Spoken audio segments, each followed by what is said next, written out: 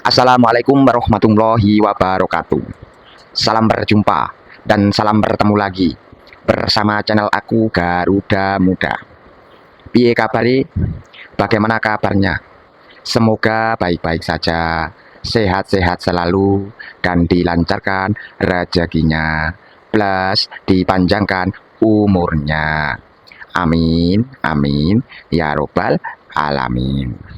Bos, di konten kali ini, kira-kira apa yang harus dilakukan skuad Garuda Indonesia dalam menatap putaran keempat kualifikasi Piala Dunia? Ya, seperti yang sudah kita ketahui bersama, di putaran keempat hanya menyisakan 2 laga, yaitu melawan Irak dan Arab Saudi. Di grup ini, siapa yang menjuarai dipastikan lolos Piala Dunia. Bos, yang harus dilakukan untuk skuad Garuda Indonesia sebenarnya hanya 2 hal saja, bos, agar tim nasional Indonesia memperoleh hasil positif di putaran keempat kualifikasi Piala Dunia. 2 hal itu apa, bos? Saya kasih tahu ya, bos. 1, gimana caranya agar tim nasional Indonesia tidak kebobolan? Ingat, bagaimanapun caranya, gimana caranya tim nasional Indonesia tidak kebobolan? Dan yang kedua, apa? Kebalikannya, bos. Gimana caranya skuad Garuda Indonesia bisa memanfaatkan peluang sekecil apapun untuk menjadi gol? Ya, cuma 2 itu tok, bos. Tidak ada yang lain-lain lagi. Hanya 2. Nah, itu, bos. Jadi, saat ini tidak usah membahas strategi, tidak usah membahas kualitas skill. Sudah tidak ada gunanya lagi, bos. Kalau membahas skill dan kualitas pemain, aku yakin 100%, bahkan bukan 100%, bos, 1000% skill kualitas tim nasional Indonesia sekarang dapat mengimbangi Arab Saudi dan Irak.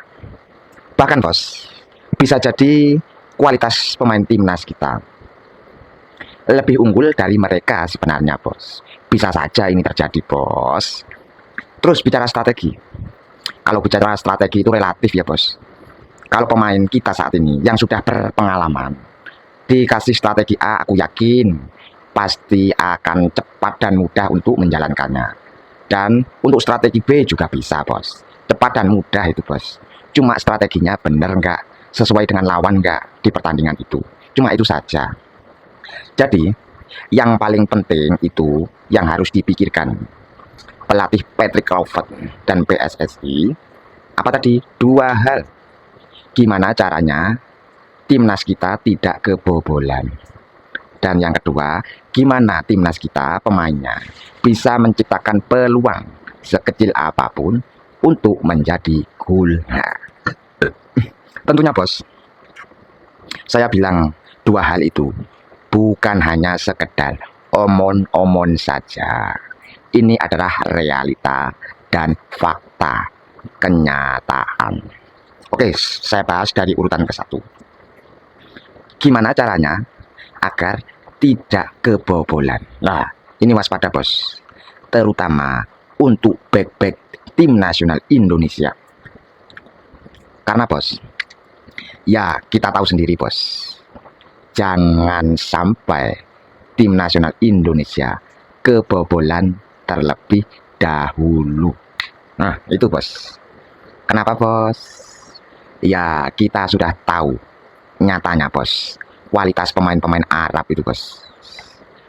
Mereka dengan segala cara bisa menghalalkan dari segi pertandingan itu, bos, untuk memenangkan laga. Kalau kita kebobolan terlebih dahulu, drakor-drakor alias drama Korea pasti akan dilakukan oleh pemain-pemain Arab maupun Irak, bos. Itu keunggulan mereka, bos. Entah mengulur waktu dengan cara menjatuhkan diri, terus pergantian pemain dengan santai jalan kaki, terus apalagi, bos, membuat emosi lawan, pasti itu, bos, memancing mentalitas emosi kita, pasti, karena mereka unggul terlebih dahulu, bos. Lah, ini harus diwaspadai. Sebagai contoh dekat saja, bos, saat tim nasional Indonesia melawan Lebanon. Lah, seperti itulah, bos. Terus pindah lagi, kita membahas yang kedua. Apa tadi? Gimana caranya skuad tim nasional Indonesia bisa memanfaatkan peluang sekecil apapun untuk menjadi gol. Lah, ini, bos, yang menjadi PR-nya tim nasional Indonesia sebenarnya, bos. Dari segi kualitas kita sudah oke, sudah matang. Terus penguasaan bola luar biasa. Dan kelemahannya terletak pada finishingnya. Itu, bos. Kenapa, bos? Yang saya lihat di Garuda Indonesia saat ini belum mempunyai spesialis tendangan bola-bola mati. Ini, bos. Memang itu kenyataannya, bos. Dan harus memanfaatkan bola-bola mati untuk menjadi gol. Seperti tendangan bebas dan tendangan sudut, bos. Di tim nasional Indonesia putaran ketiga kemarin belum pernah aku melihat gol-gol Indonesia melalui tendangan mati alias tendangan bebas, dan belum pernah aku melihat gol Indonesia melalui sundulan kepala. Gol-gol Indonesia di putaran ketiga kemarin, bos, rata-rata adalah kerjasama di lini depan, peluang yang bagus yang didapatkan oleh Romeni. Terus terciptalah sebuah gol, bos. Lah, itu, bos. Tetapi jangankan striker kita siapa, Mauro Gistra dan Ramadan Sananta, bahkan oleh Romeni pun di putaran keempat, meskipun oleh Romeni bisa main loh, sembuh dari cedera, tidak akan mungkin mendapat peluang leluasa di lini depan. Mereka pasti sudah mengunci, menutupnya. Bayangkan saja Mauro Gistra kemarin saat lawan Lebanon, pemain masih bau kencur saja sudah dikunci 3 pemain, bos. Apalagi di pertandingan penting seperti putaran keempat, pasti tidak akan dikasih celah sedikit pun. Lah, jalan satu-satunya kita harus memanfaatkan bola-bola mati. Memanfaatkan bola-bola mati itu untuk menjadi gol. Kalau melatih saat latihan memang gampang, bos. Tapi ketika pertandingan, lah ini, bos, susah, bos. Beda soalnya, bos. Latihan sama pertandingan auranya beda. Tapi sesusah-susah apapun harus dilakukan, harus dilatih. Ya, mungkin pemanggilan TC untuk pemain tim nasional Indonesia di Oktober mendatang.